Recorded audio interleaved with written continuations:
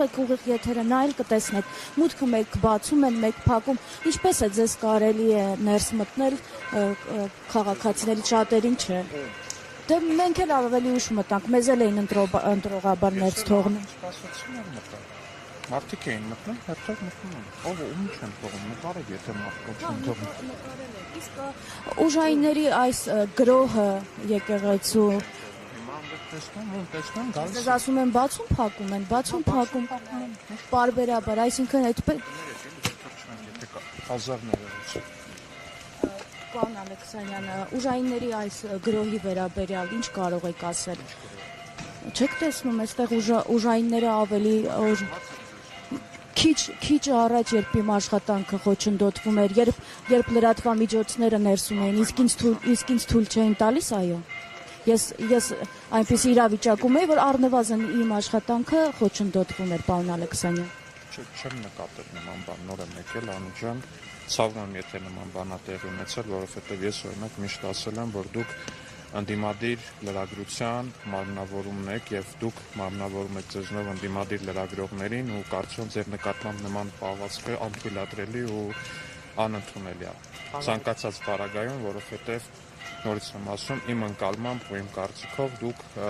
ընդդիմադիր լրագրության լավագույն սերունդն եք։ Ու ձեր նկատմամբ նման վերաբերմունքը նորից եմ ասում անթույլատրելի է, հարգելի է։ Պարոն Ալեքսանյան, ինչպես կգնահատեք այս իրավիճակը, որ յոթերորդ եկեղեցին ամբողջությամբ շրջափակված է ոստիկաններով, ուժային կառույցներով, սա դուք նորմալ եք համարում։ Ասում ենք, բոլոր մուտքերը ոստիկանական ուժերով են շրջափակված։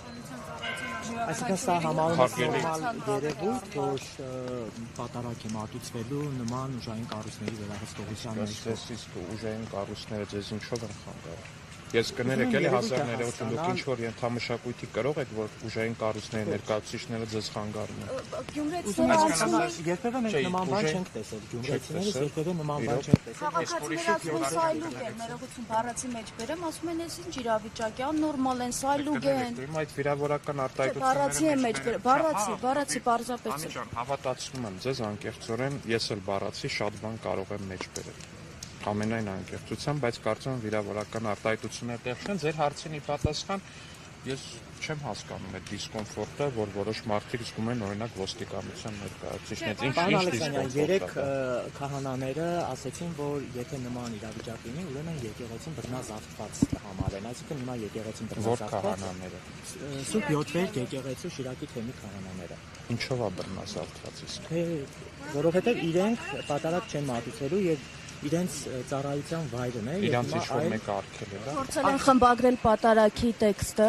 եւ կարգը ըստ էության, այսինքն իրենք ահազանգում են գրաքննության մասին, ինչը ի դեպ Նիկոլ Փաշինյանը չի հերքում, ասում է մենք ենք խնդրում, որպեսզի կաթողի, բայց մարդիկ 30 տարի այդ անունը տվել են, ինչպես չտա։ Կարծում եմ ինչ-որ մի վատ բան, ցանկացած մի վատ բան, որը տևում է 30 տարի, պետք է ունենա իր վերջը, անկախ նրանից տևում է 30 տարի, 40 տարի, 50 տարի, պետք է ունենա իր վերջը։ Իսկ Կտրիչ Ներսիսյանի անունը տալը դա վատ բան է, որտեղ Կտրիչ Ներսիսյանը ուխտադրուժ է, Կտրիչ Ներսիսյանը կաթողիկոս չի, Կտրիչ Ներսիսյանը պաշտպանում է մի arczepiskopos-ի, որը փաստացի ներողություն եմ խնդրում, հազար ներողություն եկեղեցու էլ առաջ ենք, բայց սրբապիղծ է ու այդքանով հանդերձ ես կարծում եմ ամեն ինչ դրանով ասված է։ Երեք Սուրբ Հակոբ եկեղեցու քահանան, որտեղի սկզբանե որոշվել էր, որ Նիկոլ Փաշինյանը պետք է գնա եւ մասնակցի պատարագի, նշում էր դուք Աստված եք, որ փորձում եք եկեղեցին մաքրագործել, դուք չունեք այդ հնարավորությունը։ Այս համադրորեն չունեք։ Այսինքն Սահմանադրությունը կոնկրետ արգելում է կոնկրետ մարդկանց իրանց հավատքի սահմաններում գործողությունները։ Սահմանադրությունը արգելում է գործերին։ Իշխանություններին։ Հարգելի գործընկերներ, իշխանություններին գուցեև արգելում է, բայց հայ առաքելական եկեղեցու հավատավոր հայ առաքելական եկեղեցու հավատավոր հետևորդներին միանշանակ չի արգելում։ Թույլ կտակ հիմա հայ առաքելական եկեղեցու ցանկացած հավատավոր ժողովրդի հետ այսպիսի զորք է գնում։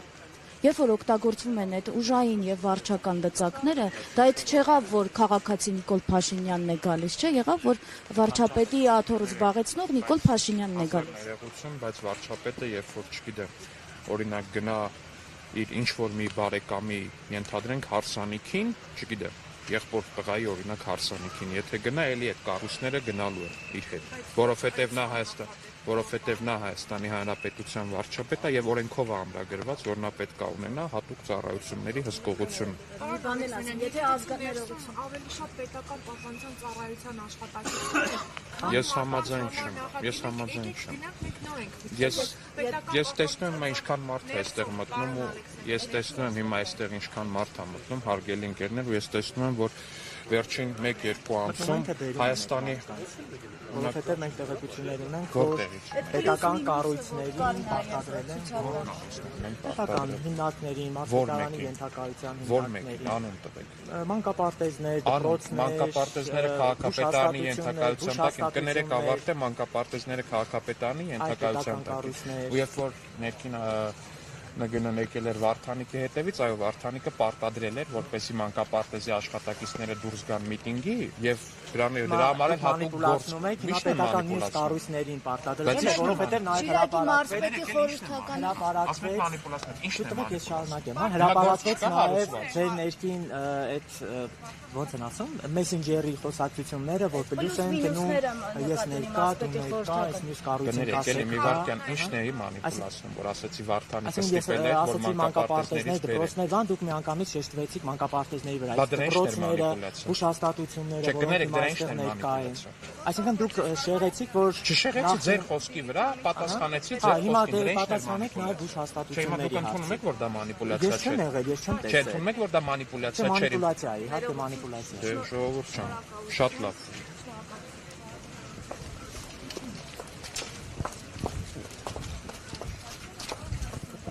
Այստեղ է նաև Դիլիջանի հայտնի քաղաքապետ։ Խնդրում եմ, հիմա արմար չի զբաղված եմ։ Ինչ է անում, խայլում եք։